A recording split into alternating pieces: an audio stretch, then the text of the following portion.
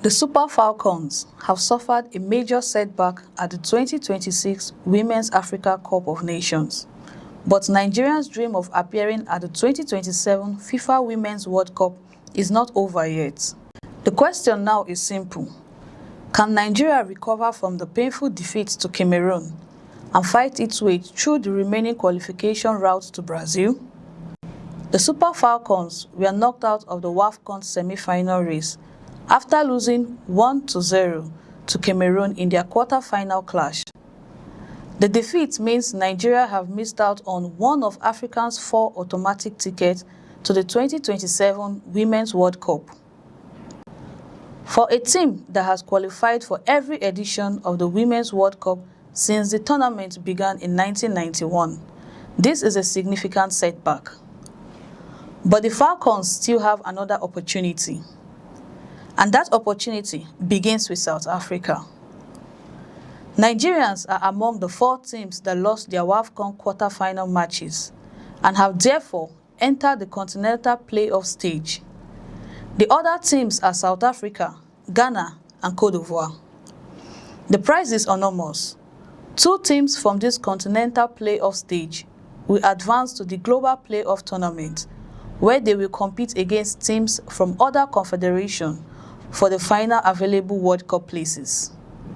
So Nigeria's route have become longer, but the World Cup door remains open. The immediate challenge, however, is South Africa.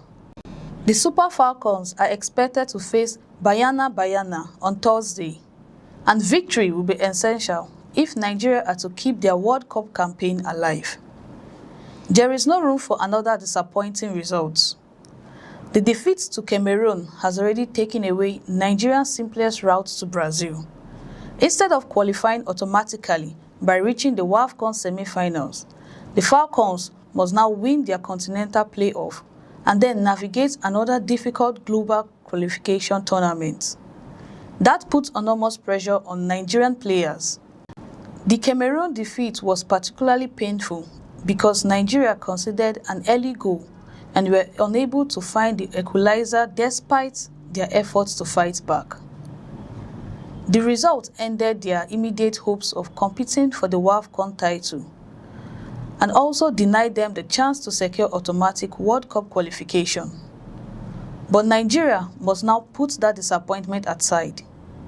South Africa represents the next test, and this is a familiar opponent. Nigeria and South Africa have developed one of the biggest rivalries in African women's football, with both nations regularly competing for continental supremacy. Banyana will also know exactly what is at stake. The winner moves forward, and the loser sees its World Cup hope disappear. That makes the encounter much more than a battle for pride or a place in the WAFCON consolation stage. It is effectively a World Cup survival match. If the Super Falcons defeat South Africa, they will claim one of the 2 African places available in the next stage of the qualification process. From there, Nigeria would enter FIFA's global playoff tournament. According to the qualification structure released by FIFA, the first phase of the tournament will feature 6 teams. 2 will come from the Asian Football Confederation, 2 from Africa, 1 from South America, and 1 from Oceania. These teams will be ranked according to the latest FIFA's Women World Ranking before the playoff draw. The format will determine which team progresses to the final phase, and this is where the competition becomes even tougher. Only 2 teams from the first phase will advance. They will be then joined by teams from CONCACAF, CONMEBOL, and UEFA in the final playoff phase. 6 teams will be divided into 3 pathways.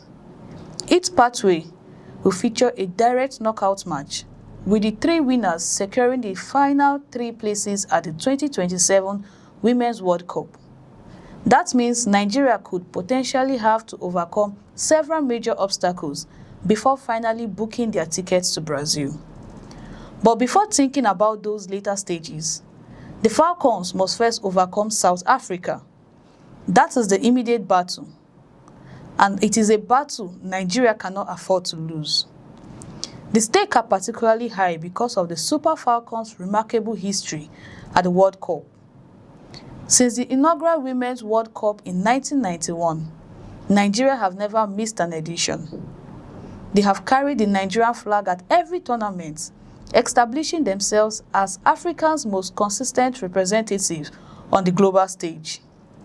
At the 2023 World Cup in Australia and New Zealand, the Super Falcons reached the round of 16. They eventually lost to England on penalties after a goalless encounter, with England going on to reach the final. Nigeria therefore know what it means to compete against the best teams in the world. But reaching Brazil 2027 will now require a different kind of resilience. The players have to recover quickly from the emotional disappointment of losing to Cameroon. They have to avoid allowing the results to affect their confidence. They must also understand that there is no longer any margin for error. One defeat against South Africa and Nigeria's long-standing World Cup record will come to an end. One victory, on the other hand, will reopen the door. That is why the Super Falcons now need to treat the South Africa encounter as the most important match of their campaign. The technical team must get the players physically and mentally prepared. The defense must remain disciplined. The attack must become more decisive. And above all, Nigeria must find a way to turn opportunities into goals. The Cameroon match demonstrated how costly a poor start can be.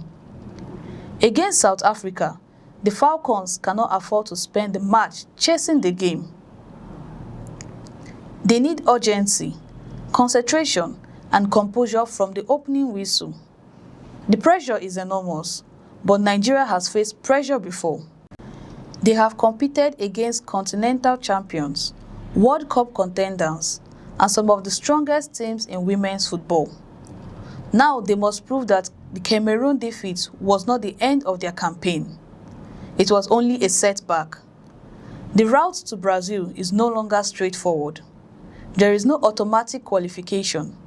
There is no room for another early exit. The Falcons must first defeat South Africa, then survive the African playoff route, and eventually overcome the global playoff challenge. It is a difficult road, but it is still possible. Nigeria's historic World Cup record is now hanging in the balance. The Super Falcons have been to every Women's World Cup since 1991. If they want that extraordinary run to continue, they must now win it when it matters the most. South Africa stands between Nigeria and the next stage. And after the disappointment against Cameroon, the Super Falcons have one opportunity to respond. The road to Brazil is still open. But from this point forward, every match is final. I'm Chimezrim Okoro, and do have a blessed day.